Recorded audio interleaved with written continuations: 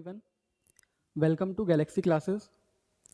मेरा नाम है शशांक गुप्ता और आज का ये सेशन गैलेक्सी क्लासेस की तरफ से आपके लिए लाया गया है रिगार्डिंग टू बैंक का जो क्वांटिटेटिव एप्टीट्यूड सेक्शन है, जिसको हम मैथ सेक्शन भी बोलते हैं, क्वांट भी बोलते हैं। तो हम उसके बारे में जानेंगे कि हमें क्या स्ट्रेटजी अपनानी चाहिए, हमारी अप्रोच क्या हो जिससे हमें अच्छी परफॉर्मेंस हम एग्ज़ाम में क्वांट सेक्शन में कर सकें। ठीक है, लेकिन उससे पहले मैं आपको थोड़ा ब्रीफिंग देना चाहता हूँ रिगार्डिंग, जैसे बच्चे स्टूडेंट्स प्रिपरेशन शुरू करते हैं तो उनके दिमाग में कन्फ्यूजन रहती है कि मैं किसकी प्रिपरेशन शुरू करूं और बैंक की ही क्यों करूं, अगर करूं तो बैंक की ही क्यों करूं। तो देखिए, बैंक के एग्ज़ाम के लिए मैं सबसे पहले आपको एक चीज़ बताना चाहता हूं कि बैंक का एग्ज़ाम क्या होता है, पेंडिंग नहीं होता, इसमें टाइम ज़्यादा नहीं लिया जाता है। जैसे आप बाकी एग्ज़ाम देखिए, अगर स्टेट के एग्ज़ाम हैं या आपके एसएससी ही ले लो आप, तो एसएससी का आपने देखा होगा कि एसएससी का एग्ज़ाम आया, 1 साल हो गया, 2 साल हो गया और उसका रिजल्ट ही नहीं आ पा रहा है ना। तो जो स्टूडेंट्स हैं जो चाहते हैं कि जॉब लग जाए, जल्दी लग जाए, तो आप उसके ऐसे स्टूडेंट्स बैंक की तरफ बिल्कुल देख सकते हैं, क्योंकि आप देखो बैंक में स्कोप क्या है। बैंक के जितने भी एग्ज़ाम होते हैं, सारे एग्ज़ाम का सिलेबस लगभग सेम है और आपके पास अपॉर्चुनिटीज़ भी बहुत हैं बैंक में। जैसे मैं आपको बिल्कुल जल्दी से बता देता हूँ, जैसे आपके पास RRB PO clerk, SBI PO clerk, ठीक है, आईबीपीएस पीओ क्लर्क। उसके बाद आपके पास है एलआईसी का डबल एओ और असिस्टेंट, और आरबीआई का ग्रेड बी और असिस्टेंट। तो 10 एग्जाम तो स्टैंडर्ड एग्जाम है जो आपको हर साल लगभग मिलने ही मिलने हैं। तो आप खुद ही देख सकते हैं कि सिलेबस लगभग सबका समान ही है, सेम है। और दूसरी चीज़ एक और मैं आपको बताना चाहूँगा कि बाकी एग्ज़ाम जो होते हैं, जैसे स्टेट एग्ज़ाम है तो किसी में जीएस आता है, ठीक है, किसी में हिंदी आता है, किसी में बाकी के और सब्जेक्ट्स भी आते हैं जो बच्चों को उतने अच्छे से प्रिपेयर नहीं होते हैं, खासकर जो साइंस साइड के स्टूडेंट्स हैं। तो उनके लिए बैंक का एग्ज़ाम बहुत ज़्यादा अच्छा है, वो अगर प्रिपेयर करें तो उन्हें सफलता इसमें प्राप्त होने के चांसेस बहुत ज़्यादा हैं। ये आपको क्लियर हो गया होगा। उसके बाद जब हम किसी भी एग्ज़ाम की प्रिपरेशन करने जाते हैं तो सबसे पहले हमारे दिमाग में क्या आता है या क्या आना चाहिए, सबसे पहले यही आता है कि यार इसका सिलेबस क्या है ना। क्योंकि मान लो आपने सिलेबस नहीं देखा और आपने प्रिपरेशन अपनी शुरू कर दी, और हुआ क्या कि कोई आप ऐसा टॉपिक पढ़ने में आपने अपना टाइम वेस्ट कर दिया जो सिलेबस में दिया ही नहीं हुआ है ना। तो टाइम वेस्ट हो रहा है कि नहीं हो रहा है। तो सबसे पहले हम मैथ के जो बैंक का क्वांट सेक्शन है उसका सिलेबस देखते हैं कि क्या है। उससे पहले मैं आपको एक चीज़ बता दूं कि बैंक का जो प्री का एग्ज़ाम होता है वो 100 मार्क्स का होता है, जिसमें आपका 35 मार्क्स का क्वांट आता है, 35 मार्क्स की रीजनिंग आती है और 30 मार्क्स की आपकी इंग्लिश आती है। ठीक है, तो ये देखिए, ये सिलेबस है क्वांटिटेटिव एप्टीट्यूड का, तो ये 35 मार्क्स का है, ठीक है ना। ये जो सारे टॉपिक हैं ये कितने मार्क्स में आने हैं, ये 35 मार्क्स में ये डिवाइड होंगे। आप देख सकते हैं कि ये हैं टॉपिक्स और ये हैं उनका डिस्ट्रीब्यूशन टॉपिक वाइज, जो कितने क्वेश्चन या कितने मार्क्स के आते हैं। और हर question 1 question equal to 1 mark होता है, ये चीज़ आप याद रखिए, 1 क्वेश्चन इक्वल टू 1 मार्क। तो जितने क्वेश्चन आएंगे उतने ही मार्क्स का पेपर होगा। अच्छा देखो, अब सिलेबस क्या है। देखिए, सबसे पहले जो ये 4 टॉपिक है ना जो मैंने ऊपर डाले हुए हैं, ये मोस्ट इंपॉर्टेंट टॉपिक्स हैं। क्यों? आप देख सकते हैं उनके क्वेश्चंस मार्क्स कितने कितने आए हुए हैं। देखिए, पहला टॉपिक है सिंप्लीफिकेशन और अप्रोक्सीमेशन, जिसको सरलीकरण या अनुमोदन बोलते हैं हिंदी में। इसमें से देखो आप 4 to 6 क्वेश्चन आते हैं हर साल, ये फिक्स है, हर एग्जाम में आने ही आने हैं। 4 to 6 का मतलब है 4 आ सकते हैं, 5 भी आ सकते हैं, 6 भी आ सकते हैं। जो हमने सारे पिछले साल के एनालिसिस करके ये बनाया हुआ है, तो इसमें हमने यही पाया कि किसी में 4 आए हैं, किसी में 5 आए हैं, किसी में 6 भी आए हैं। उसके बाद आपका आया है नंबर सीरीज श्रृंखला, तो इसमें आप देख सकते हैं 5 to 6 क्वेश्चन है ना, लगभग आपका बराबर ही है। देखो, नंबर सीरीज में क्या है कि नंबर सीरीज में आपकी 2 टाइप की आते हैं। एक तो आपकी मिसिंग नंबर हो गई, है ना, और एक आपकी हो गई रॉन्ग नंबर सीरीज, और ये मिसिंग नंबर सीरीज। दो टाइप की सीरीज होती हैं जो आती हैं, 5 या 6 क्वेश्चन जो भी आएंगे उनमें इन्हीं दोनों क्वेश्चन से सवाल पूछे जाएंगे। जो रॉन्ग नंबर सीरीज है वो थोड़ी सी टफ है, लेकिन इतनी भी टफ नहीं है कि आप कर नहीं सकते, बिल्कुल कर सकते हो आप। थर्ड नंबर पे है आपका क्वाड्रेटिक इक्वेशन, द्विघात समीकरण।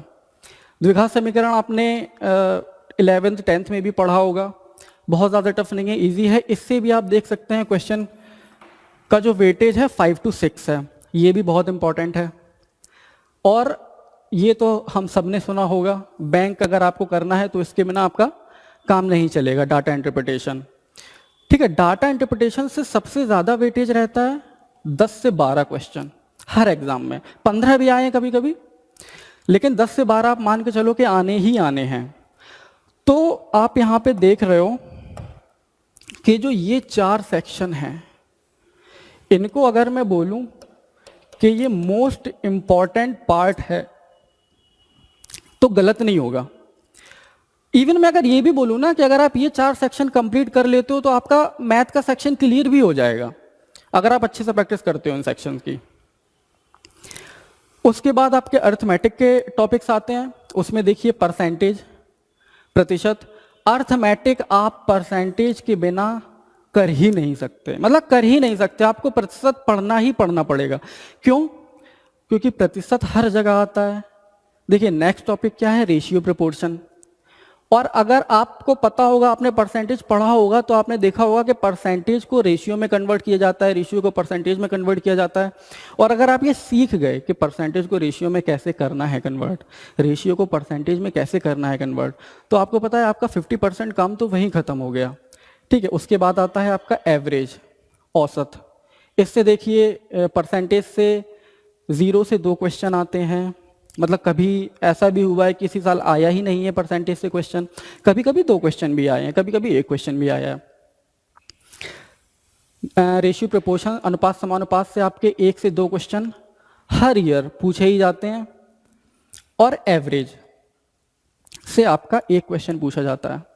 देखिए अगर ये जो टॉपिक हैं तीनों, इनको अगर मैं बोलूं कि ये सेकंड मोस्ट इंपॉर्टेंट है, सेकंड मोस्ट इंपॉर्टेंट है ना, ऊपर के 4 टॉपिक्स के बाद के जो ये 3 टॉपिक हैं ये सेकंड मोस्ट इंपॉर्टेंट है। तो आप बोलोगे सर क्यों, क्वेश्चन तो इनमें से आ नहीं रहे हैं, मतलब कम ही आ रहे हैं। तो ऐसा इसलिए कि डेटा इंटरप्रिटेशन के आपने क्वेश्चंस देखे होंगे, डेटा इंटरप्रिटेशंस में जो भी क्वेश्चंस होते हैं, ग्राफ वाले क्वेश्चंस होते हैं, उसमें आपने देखा होगा क्वेश्चन परसेंटेज, रेशियो प्रोपोर्शन और एवरेज को मिला के पूछा जाता है। आपको कोई टेबल दे देगा 3 कंपनियों का, उसमें पूछेगा पहली कंपनी का एवरेज दूसरी कंपनी से कितना ज़्यादा है, कितना कम है, कितने प्रतिशत ज़्यादा है ना। कभी कभी किसी फैक्ट्री के 5-6 साल का आपको प्रोडक्शन दे दिया, तो उसमें पूछता है कि 2011 का प्रोडक्शन 2012 से कितना कम है परसेंट में।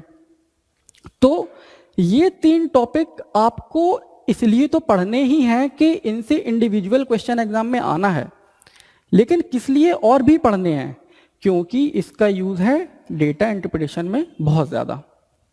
ये बात क्लियर हो गई होगी आपको। तो अगर मैं देखूं मोटा मोटा ये 4 टॉपिक और ये 3 टॉपिक, मुझे 7 टॉपिक पढ़ने हैं मेनली, मतलब मुझे अपना जो एनर्जी है वो मुझे इन 7 टॉपिक्स में लगानी है। फिर उसके बाद देखिए अरिथमेटिक के जो बाकी के टॉपिक्स हैं, उसमें आपका मिक्सचर एलिगेशन आ जाता है, इसमें से भी कभी कभी 1 क्वेश्चन भी आया है और कभी कभी 1 भी क्वेश्चन नहीं आया। फिर देखिए प्रॉफिट एंड लॉस, इसका भी वेटेज बहुत कम है, 1 से 2 क्वेश्चन। फिर देखिए एसआईसीआई का वेटेज भी साधारण ब्याज और चक्रवृद्धि ब्याज 1 से 2 क्वेश्चन आते हैं। उसके बाद देखिए डिस्काउंट, तो डिस्काउंट मतलब छूट, छूट से भी आपका कभी कभी क्वेश्चन नहीं भी आया है ना, 0 लिखा हुआ है, कभी कभी क्वेश्चन आपका आया भी है। तो 0 से 2 क्वेश्चंस के बीच में इसका वेटेज रहा है।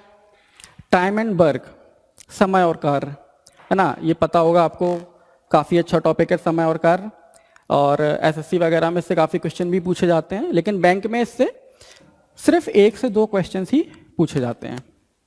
उसके बाद आप देखिए एज, आयु से रिलेटेड क्वेश्चन, है ना, जैसे राम की आयु इतनी है, 5 वर्ष बाद उसकी आयु इतनी हो जाती है, इस टाइप के क्वेश्चन इसमें रहते हैं। फिर आपका एलसीएम, एचसीएफ, लासापा, मासापा। उसके बाद आपका टाइम, स्पीड एंड डिस्टेंस, समय, चाल और दूरी। देखिए इसी में आपका ट्रेन्स भी आ जाएगा, है ना, इसी टॉपिक में आपका ट्रेन्स भी इसी टॉपिक से रिलेटेड है। और जो आपका ये बोट एंड स्ट्रीम है जो नीचे डला हुआ है, ये भी आपका कहीं ना कहीं time and speed and distance के जैसा ही है लगभग। इसमें बोट एंड स्ट्रीम में नाव, धारा, है ना, इसके क्वेश्चंस आएंगे। उसके बाद आपका मेंसुरेशन, क्षेत्रमिति। मेंसुरेशन, क्षेत्रमिति से आप देखिए 0 से 2 क्वेश्चन है, ये एडवांस मैथ्स का आप कह सकते हो वैसे टॉपिक है। और probability and permutation and combination, प्रायिकता और क्रमचय संचय। देखिए ये है, आपको लग रहा होगा कि बहुत बड़ा सिलेबस है, इतने सारे टॉपिक्स हैं, कैसे होगा। जैसे मैंने आपको शुरुआत में ही बताया है, देखो एक होता है हार्ड वर्क, एक होता है स्मार्ट वर्क, लेकिन अब क्या चाहिए, अब चाहिए हार्ड वर्क और स्मार्ट वर्क का ब्लेंड, है ना। आपको हार्ड वर्क भी करना है, आपको स्मार्ट वर्क भी करना है। देखिए एक ना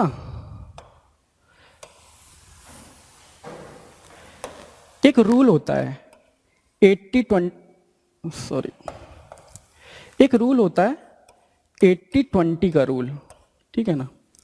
80-20 का रूल क्या होता है कि आप कोई भी काम करते हो तो उसका 80% करने में आपका 20% टाइम या एनर्जी या रिसोर्सेज यूज होते हैं, है ना।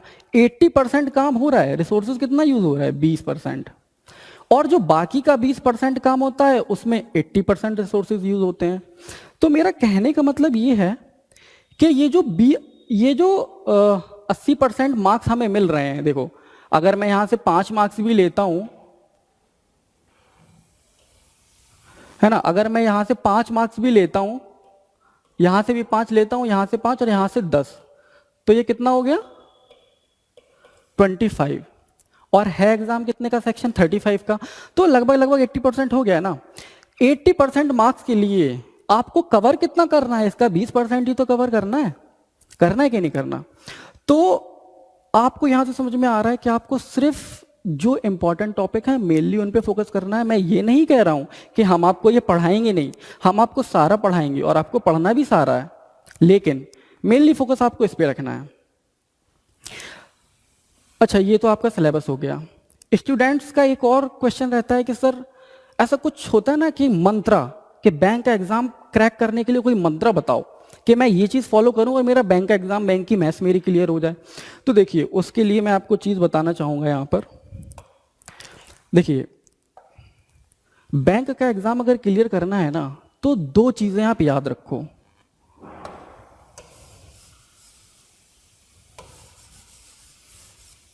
ठीक है, 2 चीजें आप याद रखो बैंक के एग्जाम के लिए स्पेशली। देखो पहला तो है आपका स्पीड, दूसरा क्या है आपका एक्यूरेसी, है ना। क्योंकि बैंक के एग्जाम में टाइम बहुत कम रहता है, तो स्पीड हमारी क्या होनी चाहिए, ज्यादा। और आपने देखा होगा कि जब स्पीड बढ़ती है तो एक्यूरेसी क्या होती है, कम होती है। क्यों? क्योंकि speed is inversely proportional to accuracy. आप स्पीड बढ़ाओगे आपकी एक्यूरेसी कम होगी, आप जल्दबाजी में क्वेश्चन करोगे आपका आंसर गलत होगा, आप सिली मिस्टेक्स कर दोगे। हो सकता है आप सिंपली एडिशन, सब्सट्रैक्शन, मल्टीप्लिकेशन में ये मिस्टेक कर दो। जैसे आप बाइक को जब बहुत तेज चलाने की कोशिश करते हो तो एक्सीडेंट का चांस बहुत ज्यादा होता है ना, वैसे ही। लेकिन करना तो है ना, स्पीड तो बढ़ानी है, अब इसका क्या किया जाए। तो देखिए अगर आपको स्पीड बढ़ानी है और एक्यूरेसी पे कोई इफेक्ट नहीं पड़ने देना है, कैसे होगा ये? उसके लिए आपको एक काम करना पड़ेगा, वो क्या है, प्रैक्टिस। आप स्टार्टिंग में बाइक चला रहे हो, तेज चला रहे हो, गिर जाओगे, लेकिन जब आपको बाइक चलाने की प्रैक्टिस हो जाएगी ना, फिर आप तेज भी चलाओगे, आपको डर नहीं लगेगा और आपका एक्सीडेंट भी नहीं होगा। तो आप समझ रहे हैं, स्पीड चाहिए, एक्यूरेसी चाहिए। जैसे आरआरबी का एग्जाम होता है तो आपने देखा होगा उसमें 45 मिनट्स का टाइम होता है और क्वेश्चन कितने होते हैं, 80। क्वेश्चन से 80, टाइम है 45 मिनट। मतलब लगभग आपको एक क्वेश्चन के लिए 30 सेकंड या 30 सेकंड से थोड़ा ज़्यादा मान के चलो 35 सेकंड्स मिल रहा है आपको। अब देखो आपको 35 सेकंड में करना है क्वेश्चन, और अगर आप एक क्वेश्चन के लिए 1 मिनट लोगे तो आप 45 मिनट में कितने क्वेश्चन कर पाओगे, 45 क्वेश्चन ही तो कर पाओगे। तो मैं आपको जो यहाँ पे आज अप्रोच बताना चाहता हूँ, जो बताने वाला हूँ, वो अप्रोच ये है कि कैसे क्वेश्चन को 30 सेकंड्स में करेंगे या 30 सेकंड से भी कम में कैसे करेंगे, वो मैं आपको बताता हूँ। आइए देखते हैं। ओके, तो हम कुछ क्वेश्चंस देखते हैं।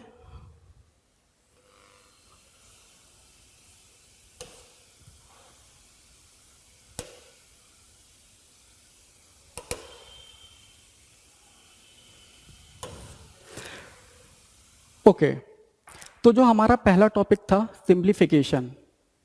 देखिए बहुत से लोग अभी गलत फहमी में होंगे कि सिंप्लीफिकेशन तो बहुत इजी है और ये तो मुझसे बन जाता है। बन जाता है, मान रहा हूँ मैं, बन जाता है, लेकिन अभी मैंने जैसा को बताया, ज़रूरी ये नहीं है कि मुझसे क्वेश्चन हो रहा है कि नहीं हो रहा है, ज़रूरी ये है कि कितने टाइम में हो रहा है क्वेश्चन।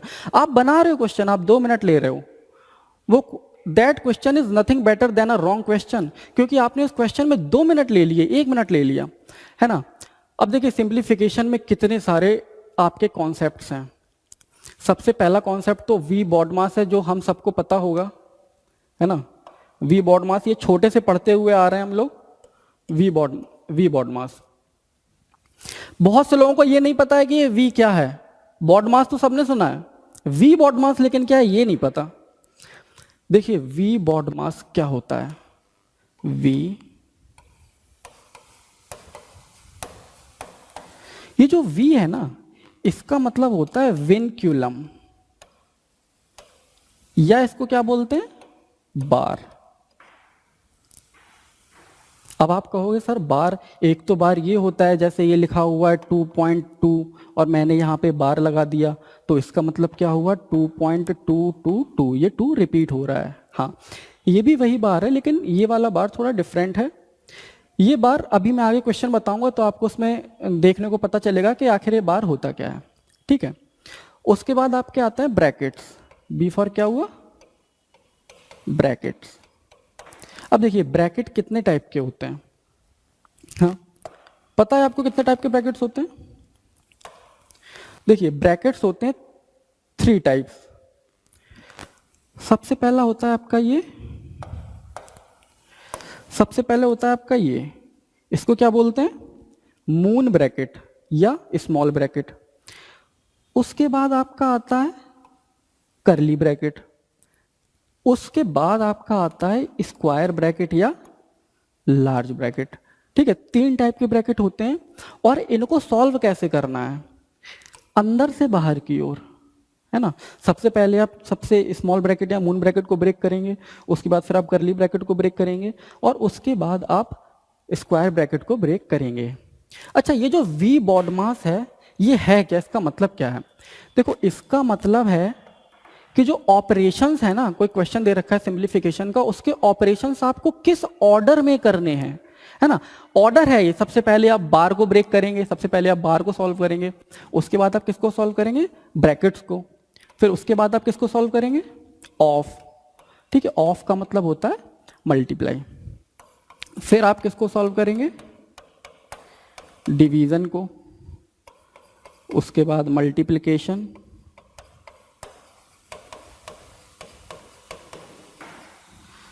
फिर एडिशन और उसके बाद सब्सट्रैक्शन।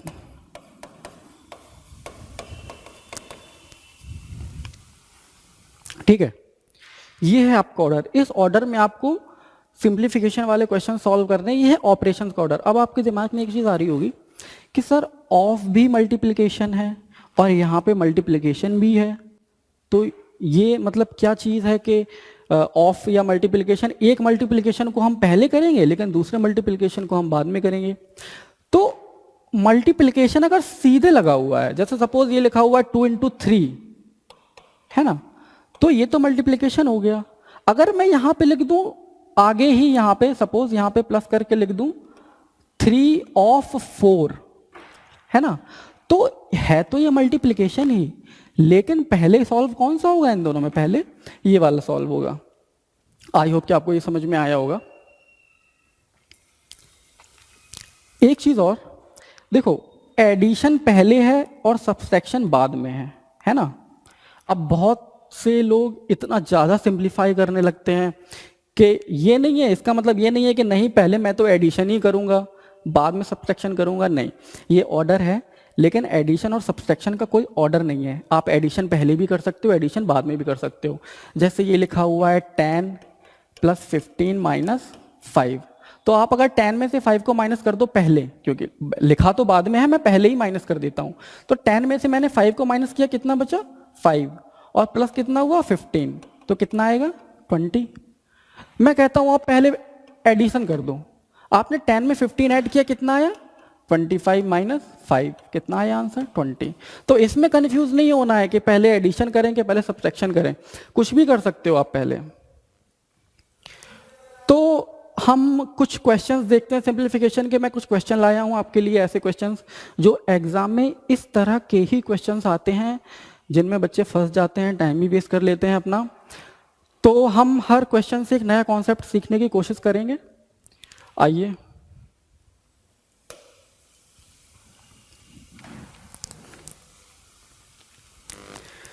हाँ देखो, बार की अभी मैं बात कर रहा था ना, देखो बार आ गया। बार की मैं बात कर रहा था, ये देखिए ये है बार। ये क्वेश्चन है आपका। अब ये क्वेश्चन कैसे सॉल्व होगा, इस क्वेश्चन को मैं आपको बताऊंगा कि कैसे बाकी लोग करेंगे, लेकिन आप कैसे करोगे। देखो, सबसे पहले मैंने वी बॉड मास बताया ना, वी बॉड मास। अब देखिए सबसे ऊपर है विनक्यूलम या बार, तो इसका मतलब ये हुआ कि सबसे पहले आपको इतना एरिया सॉल्व करना है सबसे पहले। तो जो करने का तरीका है वो क्या है, आप ये लिखते हैं,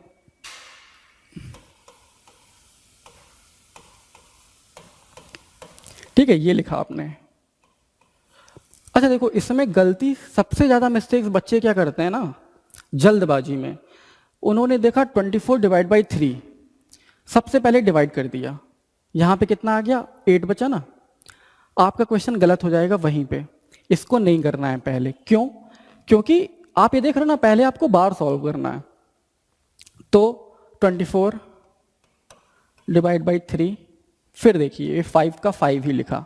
अब मुझे सॉल्व करना है बार, ठीक है। बार के अंदर देखिए 2 ऑपरेशंस हैं, एक है माइनस का, एक है मल्टीप्लिकेशन का। अब ये भी नहीं करना है कि आप पहले 48 में से पहले 9 को माइनस कर दो। क्यों? क्योंकि आपने देखा सब्सट्रैक्शन सबसे लास्ट में है और मल्टीप्लिकेशन उससे ऊपर है। तो हम पहले क्या करेंगे? पहले मल्टीप्लिकेशन करेंगे। देखिए 48 लिखा मैंने और माइनस में क्या आ जाएगा? 45, ठीक है ना। बार अभी लगा हुआ है तो आप लगा सकते हो उसके ऊपर, ठीक है। नेक्स्ट स्टेप क्या होगा?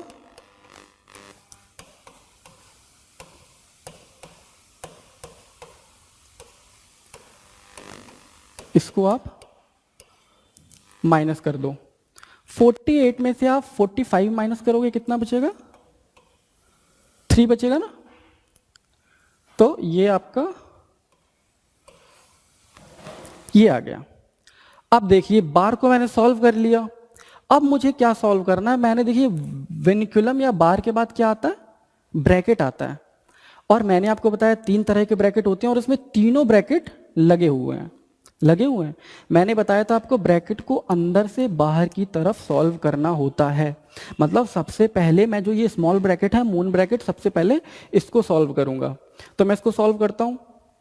ये हम लिख लेते हैं वैसे ही 6 प्लस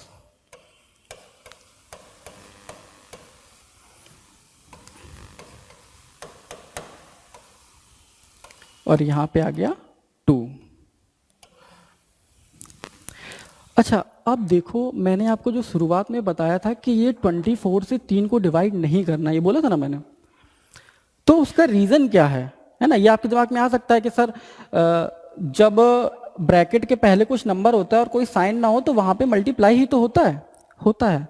मल्टीप्लाई नहीं होता है, वहाँ पे क्या होता है, वहाँ पे ऑफ हिडन होता है, उसका मतलब होता है ऑफ। इसका मतलब क्या हुआ, ऑफ को आप कब करते हो, ऑफ को करते हो डिवीजन से पहले, तो इसलिए आप ये डिवाइड नहीं करोगे, आप पहले ऑफ को सॉल्व करोगे जो यहाँ पे ऑफ छुपा हुआ है, और ऑफ का मतलब क्या होता है, मल्टीप्लिकेशन। तो नेक्स्ट लाइन में क्या होगा,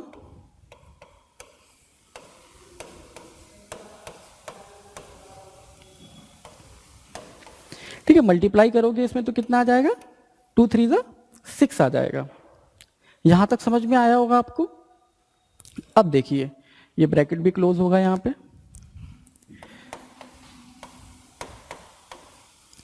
24 में से आप 6 माइनस करोगे तो कितना बचेगा, ठीक है, देखिए 34 माइनस, देखो अब यहां पे कितना बचेगा, ये डिवाइड है, ठीक है, ये माइनस नहीं है, ये डिवाइड है। 24 में आप भाग दोगे 6 का कितने बार जाएगा, 4 बार जाएगा ना, 4 बार ही तो जाएगा। उसके बाद फिर आपने देखा यहाँ पे ब्रैकेट लगाया हुआ है, तो 7 से मल्टीप्लाई होगा तो कितना आ जाएगा, 28। ये समझ में आया आपको। 24 में 6 से डिवाइड करेंगे तो 4 आएगा, 4 टाइम्स जाएगा, और 7 इंटू 4 होगा 28, तो ये मैंने लिख दिया 28। अब देखिए 34 में से 28 को आप माइनस करोगे तो कितना बचेगा, ठीक है, 6 प्लस 34 में से 28 माइनस करोगे तो 6 ही बचेगा, 6 ही बचेगा ना, तो कितना आ जाएगा आंसर, 12। तो ऑप्शन बी मेरा सही है। अब आप ये सोच रहे होगे कि सर आपको तो इतना टाइम लगा सॉल्व करने में, और आप बोल रहे थे कि मैं 30 सेकंड में सॉल्व कर दूंगा, कैसे 30 सेकंड में सॉल्व कर दूंगा, देखिए 30 सेकंड में कैसे सॉल्व करूंगा, ये पहले देख लीजिए, ये आपको समझ में आया कि नहीं आया कि मैंने कैसे ऑपरेशंस किए हैं, वी बॉड मास को लगाया कैसे है ना, कैसे लगाया है। अब देखो कि ये तो मैंने बता दिया आपको जो मेथड है, लेकिन हम कैसे करेंगे, हमें तो पेन भी नहीं उठाना है और क्वेश्चन हमें 30 सेकंड के अंदर सॉल्व करना है। देखिए ये क्वेश्चन है जब आप एग्जाम देते हो, ऑनलाइन एग्जाम होता है, और ये क्वेश्चन आपके सिस्टम में शो हो रहा होगा, आपने सिस्टम में क्वेश्चन देखा, आपको रफ शीट भी यूज नहीं करनी, मन में करना है। कैसे, आपने देखा कि सबसे पहले मुझे बार सॉल्व करना है ना, बार ही तो सॉल्व करना है। आपने 9 इंटू 5 किया, 45 हुआ, 45 को 48 से माइनस किया, कितना बचा, 3 ही तो बचेगा। 5 में से 3 माइनस किया, कितना बचा, 2। ये भी मैं अभी सिर्फ आपके लिए लिख रहा हूं, ये भी आपको लिखना नहीं पड़ेगा, जब आप प्रैक्टिस कर लोगे। 5 में से 3 माइनस होगा, 2 बचेगा, 2 का मल्टीप्लाई होगा 3 में, कितना बचेगा, 6। 24 में 6 से डिवाइड करोगे कितना बचेगा, 4। 7 में 4 का मल्टीप्लाई करेंगे कितना बचेगा, 28। 34 में से 28 माइनस करेंगे कितना बचेगा, 6, और 6 प्लस 6 कितना हो जाएगा, 12। पेन नहीं उठाया मैंने, कॉपी मैंने रफ शीट यूज नहीं की, आप ये मन में ही कर लोगे, यहां से आप करना शुरू करोगे। 9 5 45, 48 में से 45 माइनस हुआ, 3 बचा, 5 माइनस 3 2, 2 3 जा 6, 24 में भाग दिया 6 से 4, 7 4 जा 28, 34 में से 28 माइनस करेंगे तो 6 बचेगा, एंड 6 प्लस 6 12। हुआ कि नहीं हुआ।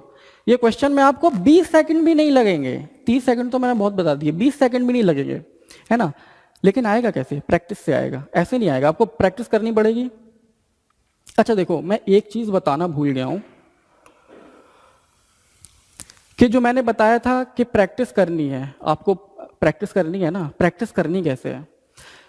बच्चे मिस्टेक्स क्या करते हैं, आज उठाया मैंने सिंप्लीफिकेशन, सिंप्लीफिकेशन के मैंने 50 क्वेश्चन सॉल्व कर लिए, 60 क्वेश्चन सॉल्व कर लिए, ठीक है, अच्छी बात है। फिर नेक्स्ट डे आपने उठाया नंबर सीरीज, आपने नंबर सीरीज के 60 क्वेश्चन सॉल्व कर लिए। नेक्स्ट डे आपने क्वाड्रेटिक इक्वेशन लगाया, नेक्स्ट डे आपने डेटा इंटरप्रिटेशन लगाया, नेक्स्ट डे फिर आपने बाकी सारे किए। तो आप ये देखो कि सिंप्लीफिकेशन का दोबारा नंबर कब आएगा, 10 दिन बाद, 15 दिन बाद आएगा कि नहीं आएगा। तब तक क्या होगा, जो कॉन्सेप्ट जो आपकी स्पीड बनी थी सिंप्लीफिकेशन के क्वेश्चन सॉल्व करने में, जो आपकी स्पीड बनी थी वो क्या हुआ, कम हो जाएगी जब आप दोबारा आओगे। तो आपको प्रैक्टिस करनी कैसे है, आपको प्रैक्टिस ऐसे करनी है, आप एक दिन में 60 क्वेश्चन लगा रहे हो, लगाओ, आप एक दिन में 60 क्वेश्चन ही लगाओ, लेकिन कैसे लगाने हैं। आप 10 क्वेश्चन सिंप्लीफिकेशन के करो रोज, 10 क्वेश्चन नंबर सीरीज के करो रोज, 10 क्वेश्चन क्वाड्रेटिक इक्वेशन के करो रोज, और 20 क्वेश्चन आप डेटा इंटरप्रिटेशन के करो रोज। 50 ही क्वेश्चन हुए हैं ना। लेकिन अगर ऐसे आप करोगे ना, ऐसे ये अप्रोच अगर आप रखोगे, तो आप देखोगे कि आप सारे टॉपिक के टच में रहोगे और आपकी जो स्पीड है वो कम नहीं होगी। आइए हम नेक्स्ट क्वेश्चन पे आते हैं। ये क्वेश्चन हम सॉल्व कर चुके हैं। ओके, देखिए ये क्वेश्चन देख के कुछ लोगों को थोड़ा डर भी लग रहा होगा कि ये क्या है, डिवाइड डिवाइड डिवाइड, है ना। और सिंप्लीफिकेशन के क्वेश्चन में जो सबसे ज़्यादा मिस्टेक बच्चे करते हैं वो डिवाइड में ही करते हैं, खासकर जब फ्रैक्शन में दिया हो डिवाइड। तो कैसे करेंगे इस क्वेश्चन को, हमारी अप्रोच क्या होगी इस क्वेश्चन को करने के लिए।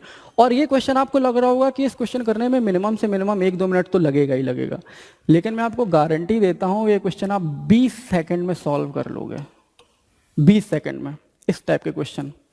कैसे, देखिए जब मैं सॉल्व करने जाऊंगा, स्टूडेंट्स की फर्स्ट मिस्टेक क्या है, वो राइट हैंड साइड से सॉल्व करना शुरू करते हैं। ये फर्स्ट मिस्टेक है। कैसे करेंगे, जैसे ये लिखा हुआ है 1/5, उसके बाद डिवाइड 1/5। अच्छा, पहले एक कॉन्सेप्ट सीखते हैं।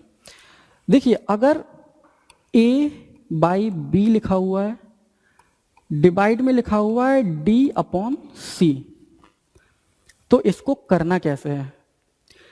देखिए इसकी जो ट्रिक कह लो आप या कुछ भी कह लो, जो भी चीज डिवाइड में है उसको क्या कर दो आप, रिवर्स कर दो, उसको पलट दो।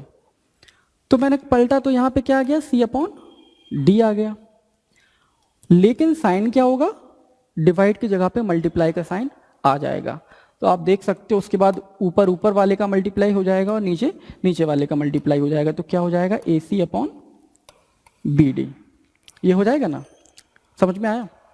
अच्छा, आपने कहा सर कि अगर यहाँ पे सिर्फ एक ही नंबर है, सपोज यहाँ पे 2 लिखा हुआ है और यहाँ पे क्या लिखा हुआ है 3/4, तो यहाँ पे तो एक ही नंबर है ना, आप सर क्या होगा।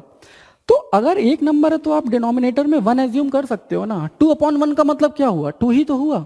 1 से मैं इसमें डिवाइड कर दूं, मल्टीप्लाई कर दूं, तो ओरिजिनल नंबर में कोई फर्क नहीं पड़ेगा। तो मैं क्या कर सकता हूं, 2 × 4/3, तो ये क्या हो गया 8/3।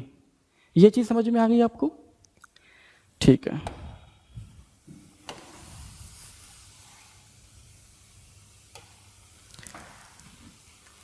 तो इस क्वेश्चन की अप्रोच बच्चे क्या करते हैं, जैसे ये यहां से हमने शुरू किया करना 1/5, उसके बाद डिवाइड है, तो मैंने क्या कहा, जो डिवाइड में नंबर है उसको रिवर्स कर दो, उसको रिवर्स कर दो।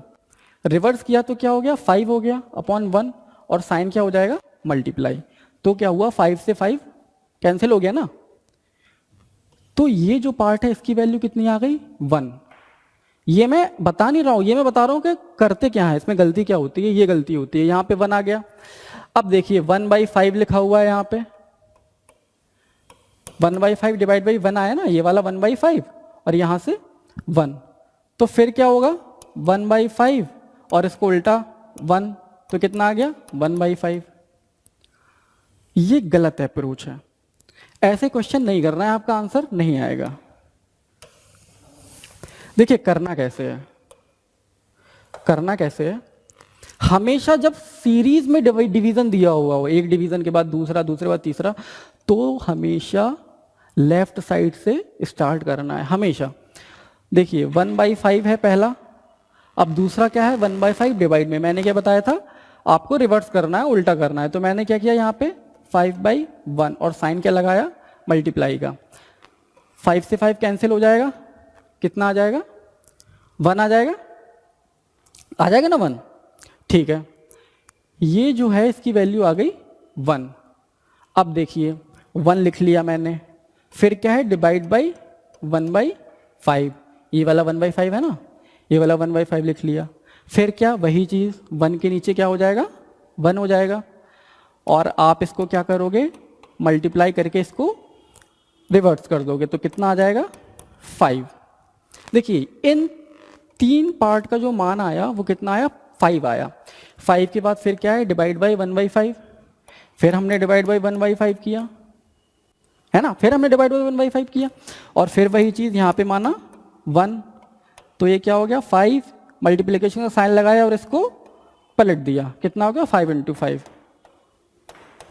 25 आ गया, ना 25। यहाँ तक की जो वैल्यू है वो 25 आ गई। अच्छा अब देखो, अभी एक 1/5 बचा हुआ है, उसको मैं यहाँ लिखता हूँ, डिवाइड बाई 1/5, फिर वही प्रोसेस, अपॉन में 1 माना, 25 इंटू ये रिवर्स होगा तो ऊपर चला जाएगा, 25 × 5 कितना हो जाएगा, 125। अब आप अगर यहां से शुरू करोगे ना, जो मैंने पहले बताया था, तो आप देखोगे आपका 125 नहीं आएगा, आपका आंसर कुछ और आएगा जो कि गलत है। तो अब आपके दिमाग में आ रहा होगा, सर अभी तो आधा क्वेश्चन सॉल्व हुआ, इतना टाइम लग गया, अरे बाकी का भी सॉल्व होना है। आप कह रहे थे 20 सेकंड में करवा देंगे। देखो 20 सेकंड में कैसे, 20 सेकंड में कैसे होगा, देखिए 20 सेकंड में कैसे होगा, जब भी इस तरह के क्वेश्चन आए, जब भी आपको क्या करना है, आप पहली वाली वैल्यू लो। हमने पहली वाली वैल्यू ली है ना, हमने पहली वाली वैल्यू ली। उसके बाद जो बाकी के डिवाइड है ना, उनको आप यहां पे लगाओगे क्या, मल्टीप्लाई का साइन, और बाकी सबको क्या कर दोगे, रिवर्स कर दोगे, बाकी सारों को। तो बाकी सारे 1/5 है तो क्या हो जाएंगे, 5 हो जाएगा, यहां पे भी 5 हो जाएगा, यहां पे भी 5 हो जाएगा, और यहां पे भी 5 हो जाएगा। 5 से 5 क्या होगा, कैंसिल, कितना आ गया, 125 ही आ रहा था ना, देखो 125 आया कि नहीं आया। ठीक है, सेम इसमें ले लो, पहली वाली वैल्यू मैंने क्या ली, 1/4, यहां पे क्या लगाया, मल्टीप्लाई का साइन लगाया। बाकी तीनों को मैंने क्या बोला, रिवर्स कर दो, 1/4 है तो कितना हो जाएगा, 4 हो जाएगा, फिर मल्टीप्लाई 4, फिर मल्टीप्लाई 4, 4 से 4 क्या होगा, कैंसिल, कितना आ जाएगा, 4 4 जा 16 आ जाएगा। ठीक है, इसकी वैल्यू आ गई 125, फिर बीच में क्या साइन लगाया हुआ है, माइनस, फिर क्या आ गया 16। आपका आंसर कितना आ जाएगा, 125 में से 16 माइनस करेंगे कितना आएगा, 109। ठीक है, सी ऑप्शन आपका सही है। आपने बोला सर मुझे अभी भी समझ में नहीं आया, आपने ये क्या कर दिया। ठीक है, आपको समझ में नहीं आया, कोई बात नहीं, हम एक और एग्जाम्पल लेते हैं। देखिए अभी मैंने फ्रैक्शन का लिया था, मान लीजिए ऐसा लिखा हुआ है 720 divide by 360 divide by 120 divide by 30 और मल्टीप्लाइड बाई 18। मान के चलो ये लिखा हुआ है, ये क्वेश्चन है, ये तो फ्रैक्शन में था लेकिन ये क्या है, होल नंबर्स है। देखिए प्रोसेस वही है, प्रोसेस सेम है। जब सीरीज में डिवाइड दे रखे हों तो क्या करना है, डिवाइड की जगह पे क्या लगाना है,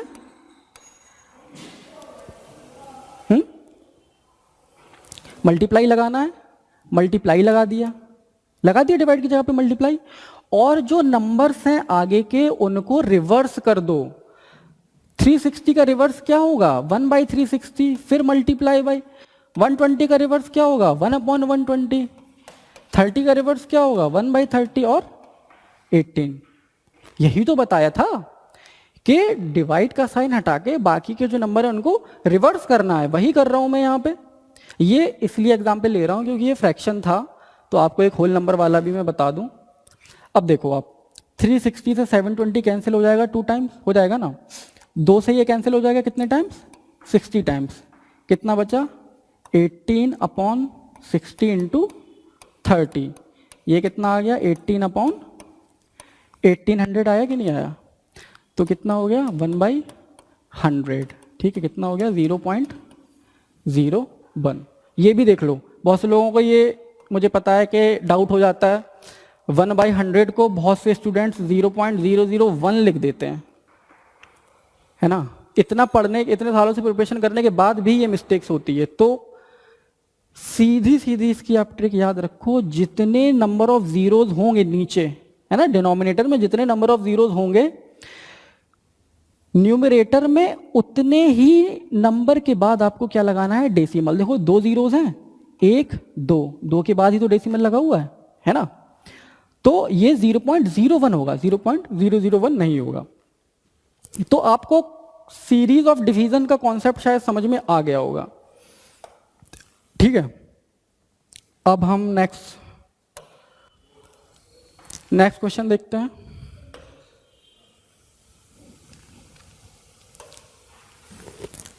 देखिए ये है ना जो फ्रैक्शन वाले क्वेश्चन, ये क्वेश्चन बहुत आते हैं एग्जाम में। क्यों? क्योंकि ये टाइम वेस्ट करवाने वाले क्वेश्चन है, टाइम टेकिंग। अगर आपको सही अप्रोच नहीं पता ना, तो आप इसमें अपना टाइम वेस्ट कर लेंगे।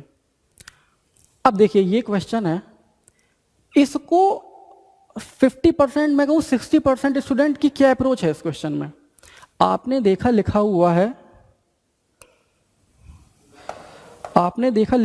क्या 37:1/2।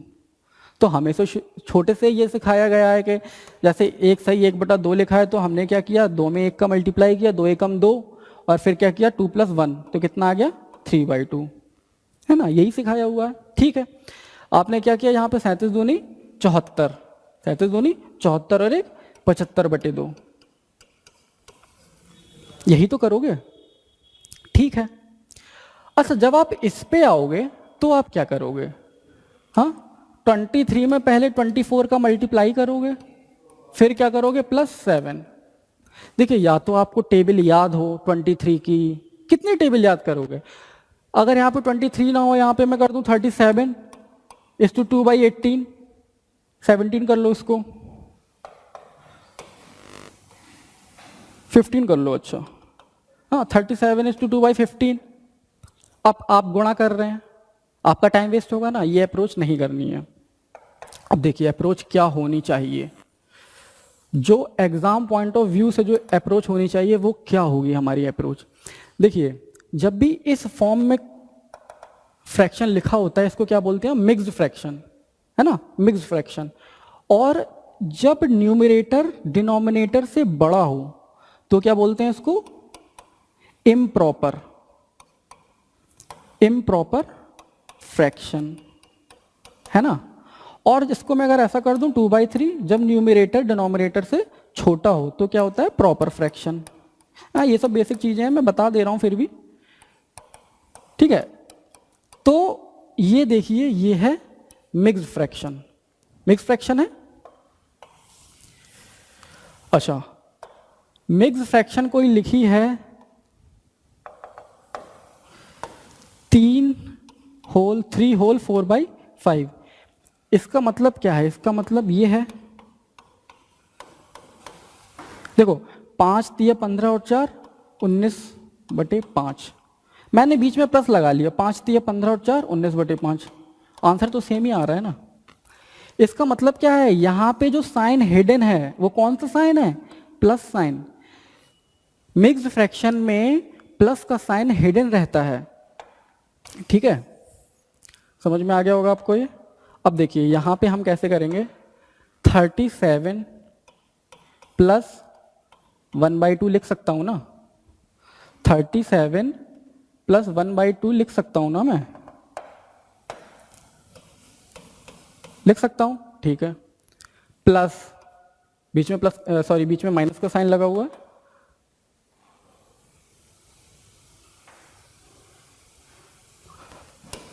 ठीक है, बीच में माइनस का साइन लगा हुआ है, माइनस, अब देखो 2 फिर प्लस आ जाएगा, है ना, प्लस आएगा कि नहीं आएगा, क्योंकि 2 कंप्लीट 5/6 है तो बीच में फिर प्लस आ जाएगा। फिर क्या लगा हुआ है, माइनस लगा हुआ है। फिर 23 प्लस 7/24 आ जाएगा, ऐसा हो जाएगा ना। अब हम क्या करेंगे, हम जो माइनस का साइन है उसका अंदर मल्टीप्लाई करेंगे, तो क्या होगा, -2 होगा, -5/6 होगा, -23 होगा। देखिए प्लस था, माइनस का मल्टीप्लाई हुआ प्लस में तो क्या होगा, माइनस होगा। प्लस है, माइनस का मल्टीप्लाई होगा प्लस में तो क्या होगा, माइनस ही होगा ना, -7/24। अब देखो, अब थोड़ा इजी लग रहा है ना, ये होल नंबर है, ये भी होल नंबर है और ये भी होल नंबर है, तो होल नंबर को हम होल नंबर से एडिशन और सब्सट्रैक्शन कर सकते हैं ना। 23 और 2 कितना हुआ, माइनस का 25 हुआ, है ना। 23 और 2 कितना हुआ, 25, लेकिन माइनस का है। और 37 में से 25 माइनस करेंगे तो कितना बचेगा, 37 में से 25 माइनस करोगे तो 12 बचेगा। अब देखिए, हमने होल नंबर को फिनिश कर दिया, हमारा बचा क्या है, 1/2 -5/6 -7/24 बचा है मेरा। अब हमको ये सॉल्व करना है, ये कैसे सॉल्व करेंगे। बहुत से बच्चे इसमें क्या करेंगे, पहले ऐसे लाइन खींचेंगे, फिर यहाँ पे लिखेंगे 24, है ना, फिर करेंगे 2 से 24 में डिवाइड किया 12 बार, तो 12 एकम 12, 6 में किया 4 बार गया तो यहाँ पे कितना आ गया, 20, 24 एकम 24 तो यहाँ पे कितना आ गया, 7। यही तो करोगे आप। लेकिन ऐसे नहीं करना है हमें कम से कम लिखना है। हमें कोशिश क्या करनी है कि हमें कम से कम पेन का यूज करें। अच्छा देखो, एलसीएम लेना सीख लो। देखिए 2 और 6,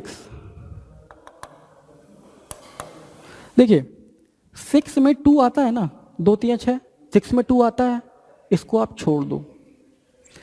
24 में 6 आता है ना, आता है कि नहीं आता, 6 चौको 24, अगर आता है इसको भी छोड़ दो, बचा क्या, 24। एलसीएम क्या हो जाएगा, 24। अच्छा देखो, 24 एलसीएम हुआ, हमें क्या करना है, हमें बेस को 24 बनाना है। मैं अभी समझा रहा हूं इसलिए टाइम लग रहा है। हमें बेस को 24 बनाना है, तो बेस को 24 बनाने के लिए आप क्या करोगे, 12 से मल्टीप्लाई करोगे। तो अगर डिनोमिनेटर में 12 से मल्टीप्लाई करोगे तो आपको न्यूमिनेटर में भी तो 12 से मल्टीप्लाई करना पड़ेगा ना। यहां पे देखो 24 बनाने के लिए 6 में 4 का मल्टीप्लाई करोगे तो यहां पर भी 4 का मल्टीप्लाई करना पड़ेगा। अच्छा आप देखो, 5 चौको कितना हुआ, 20, 20 और 7 कितना हुआ, 27, किसका, माइनस का 27, और यहाँ पे क्या है, 12, तो 12 माइनस 27 आया। 12 में से 27 माइनस करेंगे तो कितना आएगा, 12 में से 27 माइनस करोगे तो कितना आएगा, 15 आएगा, और नीचे क्या था, 24। लेकिन ये 15 किसका आएगा, ये 15 माइनस का आएगा। ये समझ में आया। देखो आप एलसीएम लेके करते वैसे आपको थोड़ा टाइम ज़्यादा लगता, आप इस मेथड की प्रैक्टिस करोगे ना तो आपको बहुत कम टाइम लगेगा। अच्छा देखो, 15/24 को -15/24 को क्या मैं 5/8 लिख सकता हूं, लिख सकता हूं ना। मैंने 3 से कैंसिल कर दिया, 3 × 5 = 15 और 3 × 8 = 24। अब आप कहोगे सर कर तो दिया है, लेकिन क्वेश्चन इससे गलत नहीं होगा क्या अगर मैं कहूं कि 12 - 15/24 लिखा हुआ है और 12 - 5/8 लिखा हुआ है, तो क्या आंसर सेम ही आएगा। अच्छा देखो, 1/2 लिखा है, ठीक है, मैंने ऊपर नीचे 2 से मल्टीप्लाई किया, ऊपर नीचे 2 से मल्टीप्लाई किया, कितना हो गया, 2/4 हो गया ना। 2 से डिवाइड करूंगा फिर क्या आ जाएगा, 1/2। फ्रैक्शन में कोई फर्क नहीं पड़ेगा, जो फ्रैक्शन की वैल्यू है। अच्छा देखो, 1/2 की वैल्यू क्या है, 0.5 है। 2/4 की वैल्यू भी क्या है, 0.5। तो मल्टीप्लाई करने से कुछ फर्क पड़ा क्या, नहीं पड़ा। डिवाइड करने से भी कोई फर्क नहीं पड़ा। तो अगर हम इसको 3 से कैंसिल कर देंगे तो -5/8 आएगा, तो कोई भी फर्क नहीं पड़ेगा। अच्छा 12 - 5/8। अब देखो इसको माइनस कैसे करना है, इसको भी ऐसे माइनस नहीं करना, 12 × 8 = 96, 96 में से 5 गए 91 है ना, 91/8 आ गया। ऐसे नहीं करना है सॉल्व, है ना। कैसे सॉल्व करना है, देखिए 8 में से 5 को माइनस करेंगे तो कितना बचेगा, 3 बचेगा। नीचे क्या है, नीचे तो 8 ही है, 8 लिख दो। और 12 में से क्या माइनस कर दो, 1 माइनस कर दो। 12 में से 1 माइनस करोगे कितना आएगा, 11 सही 3/8। ये देखो, अब आप पहले 91/8 करते, फिर 8 से भाग देते, है ना। टाइम लगता कि नहीं लगता, टाइम वेस्ट होता। आपने कहा सर ये कैसे कर दिया, ये तो मुझे समझ में ही नहीं आया, ये क्या कर दिया आपने। ठीक है, देखते हैं।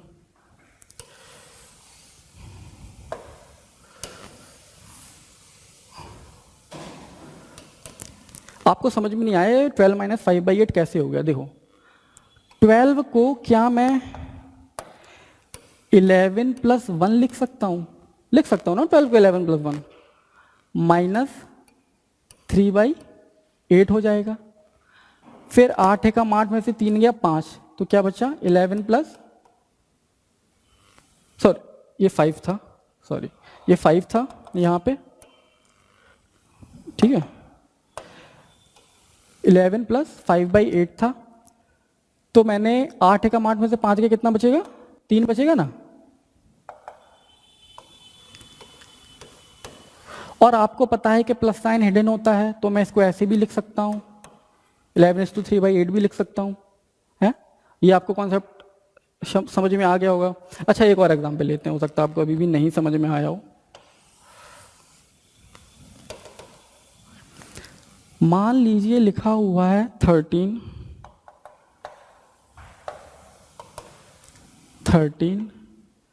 माइनस 4/9, ये लिखा हुआ है। अब इसको माइनस करना है, तो मैंने क्या बताया, 9 में से 4 को माइनस करेंगे कितना बचेगा, 5 बचेगा। और नीचे तो 9 लिखा हुआ ही है, और यहाँ पे क्या करना है, एक माइनस करना है, तो क्या हो जाएगा 12 हो जाएगा। 12:5/9 आपका आंसर होगा। ठीक है, ये क्वेश्चन आपको शायद समझ में आ गया हो। आइए नेक्स्ट क्वेश्चन देखते हैं। देखिए परसेंटेज के बेस पे काफ़ी सारे सिंप्लीफिकेशन पूछे जा रहे हैं आजकल बैंक के एग्ज़ाम में, और गलती बच्चे कर देते हैं स्टूडेंट्स। तो अप्रोच हमारी क्या होगी ऐसे क्वेश्चंस में, देख लिया। बेसिकली आप इसको कैसे करोगे, है ना, कोई भी होगा जो अभी स्टार्ट कर रहा है प्रिपरेशन, तो वो क्या करेगा, वो ये करेगा, ठीक है ना, क्योंकि हमें यही सिखाया गया है कि परसेंटेज का मतलब होता है 1/100, है ना। यही तो सिखाया गया है कि परसेंटेज हटाते हैं तो 1/100 आता है, तो आप ऐसा करोगे। फिर आप यहाँ पे क्या करोगे, -85 × 1640/100, फिर आप ये करोगे। फिर आप करोगे 0 से 0 कैंसिल कर दोगे, है ना। अब क्या है, अब आप 5 से कैंसिल करोगे। टाइम लग रहा है ना कि नहीं लग रहा है, अच्छा बताओ आप, टाइम लग रहा है। तो टाइम को कम करने के लिए क्या किया जाए, ऐसे नहीं करना है क्वेश्चन ये, ठीक है। कैसे करना है, देखो 115% का मतलब क्या हुआ, 115% को मैं ऐसे लिख सकता हूं क्या, लिख सकता हूं ना ऐसे, ठीक है। और 85% को क्या मैं ऐसे लिख सकता हूं, 100 - 15 लिख सकता हूं ऐसे, है ना, ऐसे लिख सकता हूं। यहां तक कोई प्रॉब्लम नहीं होनी चाहिए किसी को भी।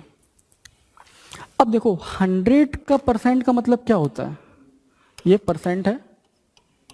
100% का मतलब क्या होता है, मैंने कहा 20 का 100% क्या होगा, 20 का 100% 20 ही तो होगा, उसी नंबर की बात कर रहे हैं ना। 20 का 100% क्या होगा, 20 ही होगा।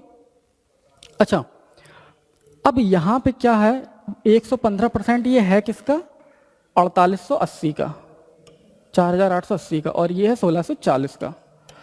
तो इसका मतलब क्या कह रहा है ये कि 100% ऑफ 4880, और 100% ऑफ 1640, ये कह रहा है वो। तो 100% ऑफ 4880 और 100% ऑफ 1640 का मतलब क्या हुआ कि दोनों नंबर को ऐड कर रहे हो, है ना। तो 4880 में 1640 आप ऐड करोगे तो कितना आएगा? देखो 80 और 40 ऐड करना कैसे है मैं आपको ये बताना चाह रहा हूँ। ऐसे नहीं करना कि आप यहाँ पे लिख रहे हो 4880, फिर आप यहाँ लिख रहे हो 1640, फिर आप ऐड कर रहे हो, है ना। 8 4 12 2 हंसला एक, अच्छा तो 15 5 हंसला ये और एक ये, ऐसे नहीं करना। देख रहे हो आपने कितना टाइम लगा।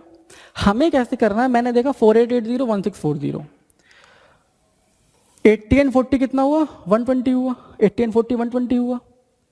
48 और 16 कितना हुआ? 48 प्लस 10 58, 58 और 6 कितना हुआ? 64।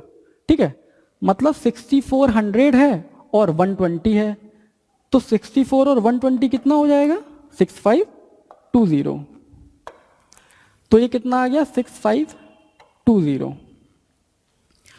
अब कह रहा है कि 4880 का 15% और 6, देखिए यहां पे माइनस का साइन लगा हुआ था, यहां पे माइनस का साइन लगा हुआ था, ठीक है ना। तो इसको हम माइनस करेंगे, प्लस नहीं करेंगे, इसको माइनस करेंगे। माइनस का साइन लगा हुआ है तो माइनस करते हैं।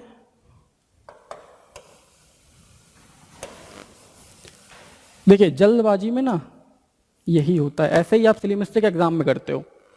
देखिए यहां पे माइनस लगा हुआ है तो यहां पे भी क्या है? माइनस है, ये माइनस आएगा, ठीक है ना। क्या आएगा? माइनस आएगा, तो माइनस होगा। तो 4880 में से आपको 1640 माइनस करना है, तो आप माइनस करोगे तो कितना आएगा? देखिए 80 में से 40 माइनस करेंगे तो कितना आएगा? 40 आएगा। और 48 में से 16 माइनस करेंगे तो कितना आएगा? इतना ही आएगा ना। 8 में से 6 माइनस करोगे 2। देखो लिखना नहीं है मुझे, 4880 में से 1640 माइनस करना है। मैंने 0 में से 0 किया 0, 8 में से 4 गया 4, 8 में से 6 गया 2, 4 में से 1 गया 3, 3240 आ गया। किसका? ये 100% इसका और 100% इसका माइनस, क्योंकि बीच में माइनस लगा हुआ था। अब देखो ये माइनस है और यहाँ पे भी क्या है? माइनस, तो ये क्या हो जाएगा? प्लस हो जाएगा। इसका मतलब क्या हुआ कि 15% of this and 15% of this, इसको क्या करना है? हमें ऐड करना है, ठीक है ना। ऐड करना है, क्योंकि ये माइनस क्या हो जाएगा? ये प्लस हो जाएगा। तो इसका मतलब क्या हुआ कि 3240 तो आ गया, प्लस 4880 1640 को ऐड करेंगे, अभी बताए थे कितना हो जाएगा? 6520 बताया था ना। उसका कितना परसेंट? 15%, उसका 15%। अब देखो आप 15% कैसे निकालोगे, ये नहीं करना है अपॉन में 100 करके, नहीं। देखो 6520 का 10% क्या होगा? 652 होगा ना 10%। 6520 का एक जीरो से हमने एक जीरो काट दिया। देखो 6520 इंटू 10/100, इससे ये कैंसिल हो गया और ये 652 आ गया। और फिर उसका 5%, मतलब 652 का आधा होगा, तो उसमें क्या है? भाग दे दो, 2 तिया 6, 2 दूनी 4 और 2 छक 12, और हमने इसको ऐड कर दिया। 6 2 8, 5 2 7 4 11 की 1 हासिलाई 1, 3 6 3 9 3, 12 की 2 हासिलाई 1 और 1 4। आपका आंसर कितना आया? 4218। एक बार फिर से समझाता हूं, देखिए 115% ऑफ 4880, 85% ऑफ 1640, बीच में लगा है माइनस का साइन। मैंने क्या किया? मैंने 115% को ब्रेक किया 100% और 15% में, और 85% को ब्रेक किया 100% और 15% में, लेकिन माइनस, है ना। हो सकता है भी कुछ लोगों को ये समझ में नहीं आया हो कि 100% ऑफ 4880 और 100% ऑफ 160 ये कैसे आ गया। देखो मैंने आपसे कहा 200 का 100% कितना होगा? 200 ही तो होगा। 300 का 100% कितना होगा? 300 ही होगा। तो अगर इनको ऐड करोगे तो इसका मतलब उन दोनों नंबर्स को क्या करना है? ऐड करना है, और वही तो किया है। उन दोनों नंबर्स को यहाँ पे सब्ट्रैक्ट करना था, तो यहाँ पे सब्ट्रैक्ट कर दिया। फिर आपको समझ में आ रहा होगा कि 15% कैसे कर दिया सर? प्लस लगा के दोनों को जोड़ के उनका 15% निकाल लिया। देखो 200 का 15% कितना होगा? 30, और 300 का 15% कितना होगा 45, और अगर इनको ऐड करें तो कितना होगा 75। मैं क्या करता हूँ, मुझे 200 का 15% निकालना है और 300 का 15% निकालना है। मैं ऐड कर लिया मैंने दोनों को, कितना हुआ 500 हुआ। 500 का 15% कितना होगा 15 पने 75 ही तो आया, है ना। तो गलत नहीं है, अगर लग रहा हो किसी को कि गलत होगा, गलत नहीं है, लेकिन इस अप्रोच के साथ आप जल्दी कर सकते हो क्वेश्चन को।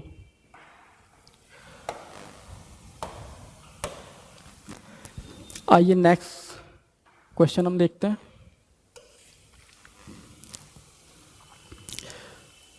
देखिए ये क्वेश्चन,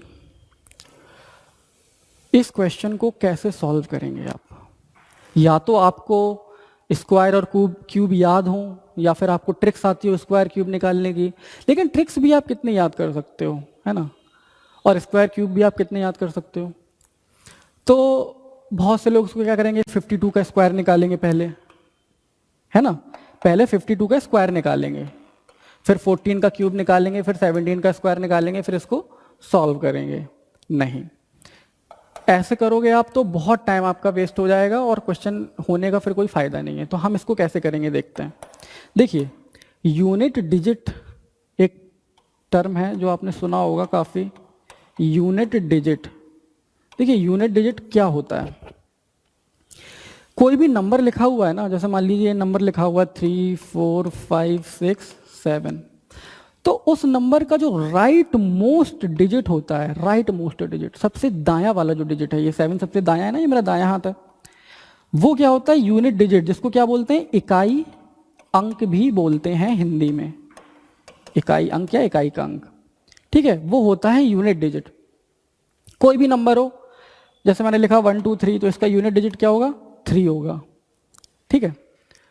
एक चीज आपको और बता दूं यहीं पे, मान लीजिए मैंने लिखा 25 36 79, मैंने कहा कि इसको जब मैं सॉल्व करूंगा तो इसका यूनिट डिजिट क्या आएगा।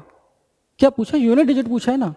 अब इसको देखो कैसे कर सकते हैं आप, 25 36 79 को ऐड कर लो, जो नंबर है उसका जो राइट मोस्ट डिजिट होगा वो आपका आंसर हो जाएगा। नहीं, हमें तो यूनिट डिजिट से मतलब है सिर्फ, तो हम सारे ऐड क्यों करें। देखिए 25 का यूनिट डिजिट क्या है 5, 36 का यूनिट डिजिट क्या है 6, 79 का यूनिट डिजिट क्या है 9।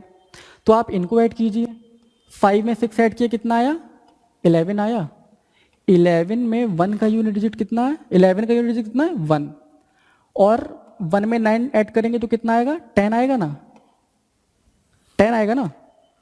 तो या फिर आप ऐसे कर लीजिए 6 5 11 11 9 20, तो भी 20 आया। तो इसका मतलब जो यूनिट डिजिट होगा हमारा वो क्या होगा 0 होगा। हमें सिर्फ यूनिट डिजिट से मतलब है।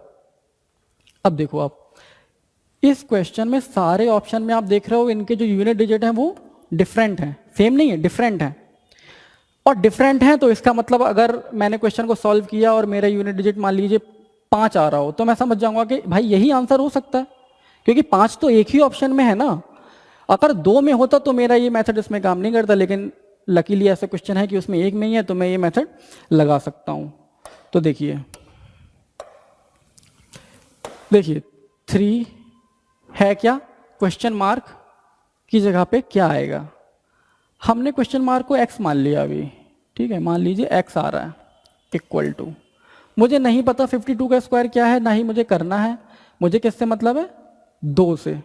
52 का यूनिट डिजिट क्या है 2, और 2 का स्क्वायर करोगे आप तो कितना आएगा 4 ही तो आएगा। यहां पे क्या है 4, 4 चौको 16 चौको 64 होता है, 4 चौको 16 चौको क्या होता है 64 ही तो होता है। तो यहां पे कितना आ जाएगा 4 आ जाएगा, प्लस 7 सते 49 है ना, 7 सते क्या हुआ 49, तो 9 आ गया। हम सिर्फ यूनिट डिजिट पे फोकस कर रहे हैं। 2 का स्क्वायर 4, यहाँ पे 14 में यूनिट डिजिट है 4, तो 4 चौको 16 चौको 64 और 7 सते 49, 4 से 4 तो सीधे सीधे हमारे कैंसिल हो गए। तो 3x इक्वल टू क्या आ गया 9, है ना। तो x इक्वल टू क्या आ गया। अच्छा देखो यहाँ पे ना एक मिस्टेक हो गई है इस क्वेश्चन में, यहाँ पे 56 था, ठीक है, ये थोड़ा मिस्टेक हो गई, यहाँ पे 56 है, ठीक है ना, 56 है, तो देखो 56 है, 52 नहीं था, ये कभी कभी मिस्टेक हो जाती है, ठीक है, 56 है, क्योंकि अगर मैं 52 से करता ना तो आंसर मैच नहीं करता, इसलिए।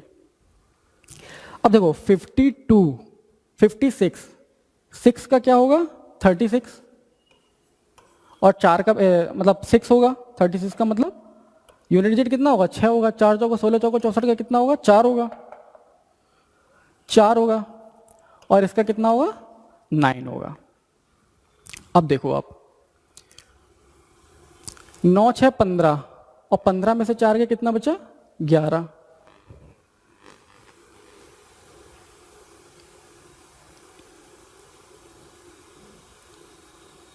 हाँ ठीक है ना, कितना बचा 11 बचा।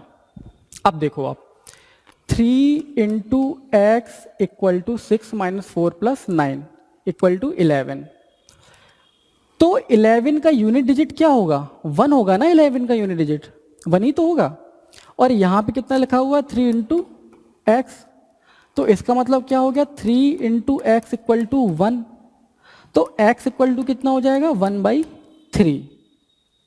अब आप कहोगे सर ये 1/3 का मतलब क्या है, इससे आंसर कैसे निकलेगा? इसका मतलब ये है, आप ये वाली इक्वेशन देखो और ये वाली इक्वेशन देखो, जो x है ना, जो नंबर हमारा क्वेश्चन मार्क में आना था उसका यूनिट डिजिट क्या होगा कि 3 से मल्टीप्लाई करेंगे तो 1 आएगा। देखो 3 में 1 का मल्टीप्लाई करोगे तो कितना आएगा 3, 2 का करोगे 6, और 3 सत्ते 21। 3 का मल्टीप्लिकेशन में 1 यूनिट डिजिट में कब आता है? सिर्फ एक बार, जब 7 से मल्टीप्लाई हो रहा हो 3 का, सिर्फ तब आएगा, है ना। उसके बाद अब देखो 3 सत्ते 21, 24, 27 और 30, कहीं 1 आ रहा है? नहीं आ रहा ना 1, 1 सिर्फ एक बार आ रहा है, कहाँ? जब 7 से मल्टीप्लाई कर रहे हो। इसका मतलब है कि जो x होगा उसका यूनिट डिजिट कहीं ना कहीं 7 ही तो हो रहा होगा, तभी तो यहाँ पे यूनिट डिजिट 1 आ रहा होगा, है ना। या फिर मैं कह लूँ कि x इक्वल टू 1/3 लिखा हुआ है, 3 में मैं किस नंबर का मल्टीप्लाई करूँगे 1 आए, तो आप देखो ऑप्शन में सिर्फ एक ही नंबर है 227, जिसका क्या है, देखो ऑप्शन क्यों दिए जाते हैं एग्जाम में, है ना। अगर हमें सारे क्वेश्चन सॉल्व करके ही निकालने हो बेसिक मेथड से, तो हम ऑप्शन के, ऑप्शन आपकी सुविधा के लिए दिए जाते हैं कि आप ऑप्शन को देख के, ऑप्शंस का प्रयोग करके, इस्तेमाल करके क्वेश्चन को जल्दी से जल्दी कर सकते हो, ठीक है। ये एक बार और देख लीजिए, यूनिट डिजिट मेथड से ये क्वेश्चन कैसे होगा, 3 इंटू एक्स। अब देखो 56 का जो यूनिट डिजिट है वो क्या है, 56 का यूनिट डिजिट है 6, और 6 का स्क्वायर करोगे तो कितना आएगा 36, और 36 का यूनिट डिजिट होता है 6। यहाँ पे 14 का यूनिट डिजिट 4, 4 का क्यूब करोगे तो 64 का यूनिट डिजिट कितना आएगा 4 ही आएगा भाई, 4 चौको 16 चौको 64, तो यूनिट डिजिट कितना आएगा 4 आएगा। 17 में 7 है, 7 का स्क्वायर करेंगे तो कितना आएगा 49, और 49 का यूनिट डिजिट कितना है 9। फिर हमने किया 9 6 15, 15 में से 4 गए तो कितना बचा 11, और 11 का यूनिट डिजिट कितना है 1 ही तो है। इक्वेशन क्या बनी हमारी 3x इक्वल टू 1। इसका मतलब जो यहाँ पे नंबर आएगा उसका यूनिट डिजिट क्या होगा 7 होगा ना कहीं, तभी क्या होगा 3 इंटू 7 इक्वल टू 21, तभी तो 1 आएगा। हमारा 1 आ रहा है दोनों का मल्टीप्लाई, मतलब दो नंबर ऐसे हैं जिनके यूनिट डिजिट में एक का यूनिट डिजिट तो हमें पता है 3 है, दूसरे का कितना होगा 7 होना पड़ेगा, तभी यहाँ पे 1 आएगा। और ऑप्शन में 7 सिर्फ एक ही ऑप्शन है जिसमें 7 है, तो इसका आंसर क्या हो जाएगा 227। आज के लिए आपके लिए इतना ही। सिंप्लीफिकेशन में मैंने आपको कोशिश की बताने की कि आपको 5 डिफरेंट टाइप्स के मैं सिंप्लीफिकेशन में क्वेश्चन समझाने की कोशिश की मैंने। और भी क्वेश्चंस हैं जो हम आगे क्लासेस में देखेंगे। आज के लिए thank you and all the best for your preparation.